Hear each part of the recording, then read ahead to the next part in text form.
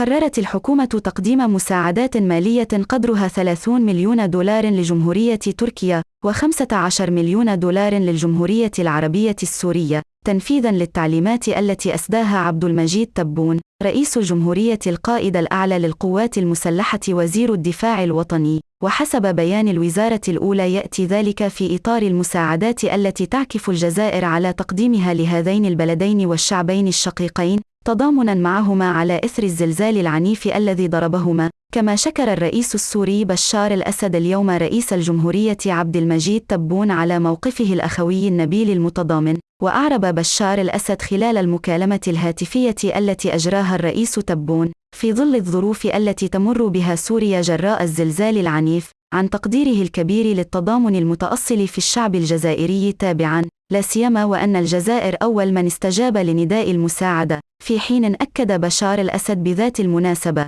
أن سوريا تدرك في مثل هذه الظروف مواقف وخصال الشعب الجزائري، ولن تتردد في طلب أي مساعدة من الشقيق الجزائر.